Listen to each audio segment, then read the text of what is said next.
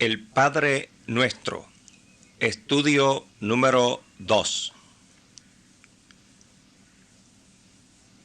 Santificado sea tu nombre, venga tu reino, hágase tu voluntad, como en el cielo, así también en la tierra. ¿Cuál es el significado de la expresión santificado sea tu nombre? Santificar viene de dos palabras del latín. La primera significa santo y la segunda hacer. La combinación de ambos términos da a la palabra santificar el sentido literal de hacer santo. La palabra griega usada en el Nuevo Testamento tiene el mismo significado que en latín. Si santificar es hacer santo, y si solo puede hacerse santo lo que carece de la cualidad de santidad, ¿cómo puede ser usado el término con relación a Dios, quien es santo en grado superlativo? Santísimo, diría San Agustín. Es obvio que cuando se refiere al nombre de Dios, santificarlo no puede significar hacerlo santo, lo cual sería herético. La cuarta acepción que el diccionario de la Real Academia Española da a la palabra santificar es como sigue: reconocer lo que es santo, honrándolo y sirviéndolo como tal. Es en este sentido en que la palabra está usada en el Padre Nuestro. Santificamos el nombre de Dios cuando nos acercamos a Él con reverencia, cuando reconocemos su señorío en nuestra vida, cuando le rendimos culto, cuando su nombre no es usado en expresiones triviales o exclamaciones de asombro. Su nombre es santificado cuando no se usa como una mera interjección. El mundo desconoce la santidad de Dios cuando usa su nombre en anuncios comerciales, en títulos de películas y en programas cómicos de televisión. Más doloroso aún es escuchar a personas supuestamente cristianas hacer chistes en los que el nombre de Dios, de Jesucristo o del Espíritu Santo es usado, todo lo cual es contrario a la enseñanza de la Biblia. Santificado sea tu nombre. La oración cristiana, según es enseñada por Cristo en el Padre Nuestro, no empieza con peticiones, sino con adoración. Adorar es reconocer la santidad de Dios, su grandeza, su gloria, su amor, su veracidad. La oración pierde todo su sentido cuando no está presente este elemento de adoración. Es dándonos a Dios que recibimos de Él, reconociéndolo que Él se nos revela. La razón del culto cristiano es la santidad de Dios. El Antiguo Testamento abunda en referencias donde se reconoce la santidad de Dios. El profeta Isaías nos dice: «Vi yo al Señor sentado sobre un trono alto y sublime, y sus faldas henchían el templo, y encima de él estaban serafines, cada uno tenía 6 alas, con 2 cubrían sus rostros, y con 2 cubrían sus pies, y con 2 volaban. Y el uno al otro daba voces diciendo: Santo, Santo, Santo, Señor Jehová de los ejércitos, toda la tierra está llena de tu gloria». El salmista dice que los cielos cuentan la gloria de Dios. El Nuevo Testamento también proclama la santidad del Señor. En Apocalipsis leemos: Santo, Santo, Santo, Señor Dios Todopoderoso, que era y que es y que ha de venir. Daban gloria y honra y alabanza al que estaba sentado en el trono, al que vive para siempre jamás. Adoraban al que vive para siempre jamás y echaban sus coronas delante del trono diciendo: Señor, digno eres de recibir gloria y honra y virtud, porque tú criaste todas las cosas y por tu voluntad tienen ser y fueron criadas. El autor de Apocalipsis describe una de sus visiones del cielo con estas palabras: «Y vi otra señal en el cielo grande y admirable, y los que habían alcanzado la victoria estar sobre el mar de vidrio, teniendo las arpas de Dios, y cantaban el cántico de Moisés, siervo de Dios, y el cántico del Cordero, diciendo: Grandes y maravillosas son tus obras, Señor Dios Todopoderoso. Justos y verdaderos son tus caminos, Rey de los santos. ¿Quién no te temerá, oh Señor, y engrandecerá tu nombre? Porque tú solo eres santo, por lo cual todas las naciones vendrán y adorarán delante de ti, porque tus juicios son manifestados.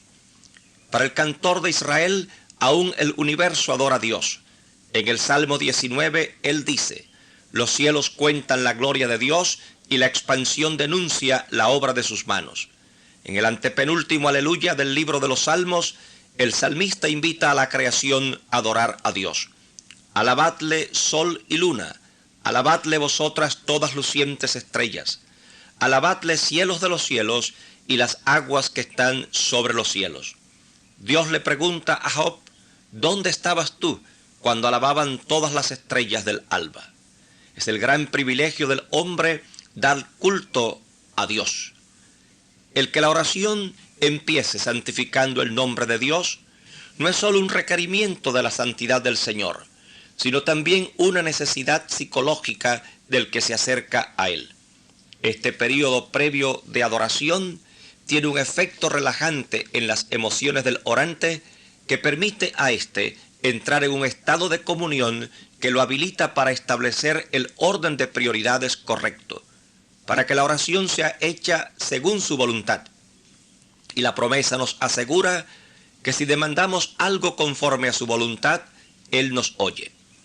Satisfecho este primer requisito de la oración, el que ora está en condiciones de hacer la primera petición: venga tu reino. Es importante notar que la primera petición del Padre Nuestro está en rigurosa armonía con la enseñanza de Cristo para disfrutar de una vida plena y sin ansiedades. Buscad primeramente el reino de Dios y su justicia, dijo el Señor, y las necesidades materiales vendrían por añadidura. A simple vista, parecería que el ruego, venga tu reino, tuviera una intención estrictamente espiritual. Pero un examen detenido demuestra lo contrario. Orar venga tu reino es rogar por justicia social, pero no como lo hacen los políticos demagogos, sino como lo intenciona el amor de Dios. Venga tu reino es pedir que cese la guerra, es pedir que el hambre termine, que el odio y la violencia se acaben, que la dignidad humana se imponga, que la paz y el amor triunfen y que los hombres vivan como hermanos. La venida de su reino traería todo eso y mucho más. Cuando oramos venga tu reino, rogamos por un sistema que es el único capaz de alterar el curso que la humanidad enloquecida ha dado a la vida. El apóstol Pablo, en su epístola a los Romanos, dice que el reino de Dios es justicia y paz y gozo por el Espíritu Santo. El reino de Dios tiene tres fases. Primero en el corazón del ser humano, después en la sociedad y por último en la eternidad. Dios tiene que reinar en el hombre primero para poder reinar en la sociedad. Las leyes del reino tienen que gobernar primero al individuo. No puede haber una sociedad sin odios con hombres que odian. La guerra no cesará a menos que cese en el corazón del hombre. Hombres injustos están incapacitados para producir una sociedad justa. Al hombre le gusta mucho esconder su responsabilidad detrás de abstracciones como sociedad, estructura, sistema. Pero esas abstracciones no tienen existencia espontánea, son el resultado de acciones humanas. Por lo tanto, no pueden ser cambiadas a menos que el hombre sea cambiado. Cuando cambia el sistema pero no cambia el hombre, es, como dice el refrán, el mismo perro con diferente collar. Cuando el reino de Dios viene al corazón del hombre, se da el primer paso para que se establezca en la tierra. La venida del reino de Dios será la respuesta al ruego: oh Señor, que cesen las guerras, que los hombres se amen y que reine la paz. La segunda petición es: sea hecha tu voluntad, como en el cielo, así también en la tierra. En esta petición se nos dice lo que debemos pedir y el modelo que debemos usar. El cómo debe hacerse la voluntad de Dios no se deja a merced de la interpretación humana. La voluntad de Dios deberá ser cumplida en la tierra como es cumplida en el cielo. Esto no da lugar a que el hombre acomode la voluntad de Dios a sus conveniencias. De este modo, la voluntad de Dios no podría usarse para servir al egoísmo del hombre, ni a intereses creados.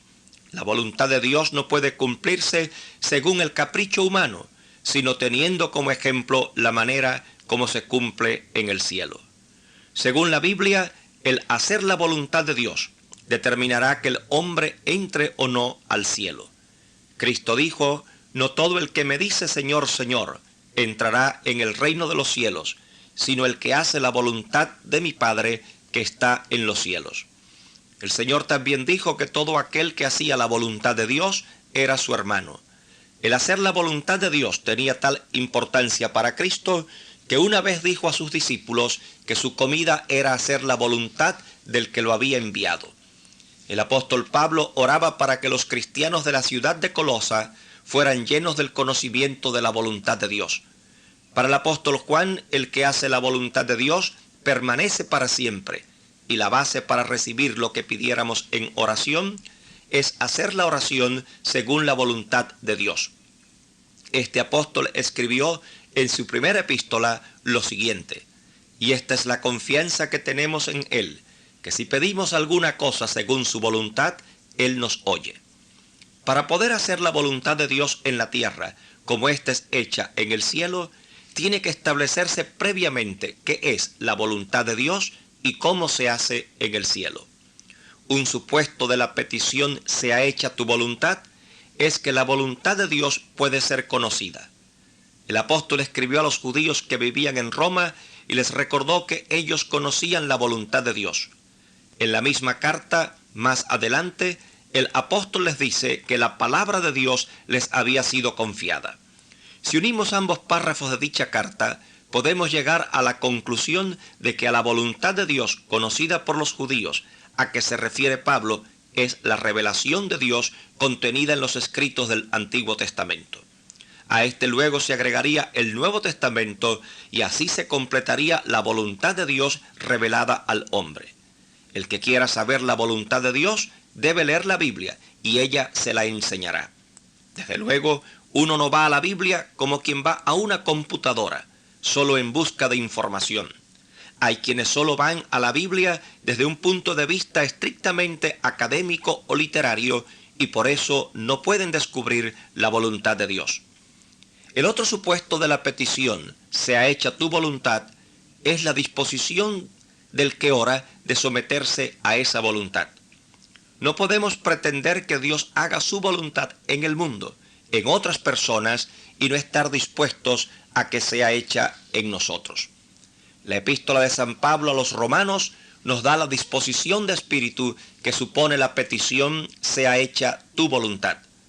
Así que, hermanos, os ruego por las misericordias de Dios que presentéis vuestros cuerpos en sacrificio vivo, santo, agradable a Dios, que es vuestro racional culto. Y no os conforméis a este siglo, mas transformaos por la renovación de vuestro entendimiento, para que experimentéis cuál sea la buena voluntad de Dios, agradable y perfecta. Pedir que la voluntad de Dios sea hecha es desear entregarse a Él incondicionalmente para una vida de culto y servicio. Toca ahora responder a la pregunta: ¿cómo se hace la voluntad de Dios en el cielo? El Salmo 103, versículo 20 dice: bendecid a Jehová vosotros sus ángeles, poderosos en fortaleza, que ejecutáis su palabra, obedeciendo a la voz de su precepto. El versículo 21 del mismo Salmo dice: bendecid a Jehová todos sus ejércitos, ministros suyos, que hacéis su voluntad. La Biblia de Jerusalén traduce así la última parte del versículo 20: agentes de sus órdenes, en cuanto oís la voz de su palabra. En el cielo la voluntad de Dios no es cuestionada. Los seres angélicos no vacilan en llevar a cabo la voluntad divina. Según el Salmo aludido, tan pronto es oída la voz del Señor, sus deseos son cumplidos. La voluntad de Dios en el cielo se cumple gozosamente, sin vacilaciones o reservas. Ese es el modelo que se le da al hombre para el cumplimiento de la voluntad de Dios. El Señor no lo aceptaría de otra manera. Es sugestivo el hecho de que Cristo enseñe que se ore primero por la venida del reino y después porque sea hecha su voluntad. Es que no podría ser de la otra manera. Uno tiene que aceptar primero su reinado para poder acatar su voluntad jubilosamente. Cuando Dios reina, hacer su voluntad no se considera una carga, sino un privilegio. Esa ha sido la experiencia de innumerables hombres y mujeres, quienes han encontrado en el Señor uno digno a quien servir por amor. San Juan dice en su primera epístola que los mandamientos de Dios son guardados por amor y que esos mandamientos no son penosos, no constituyen carga o imposición. Primero tiene que venir su reino, después el hacer su voluntad es un derivado espontáneo. La única manera honesta en que el Padre Nuestro puede ser repetido es estando dispuesta la persona a que el reino de Dios venga a su vida y a cumplir su voluntad con la devoción, culto y reverencia con que ésta se cumple en el cielo.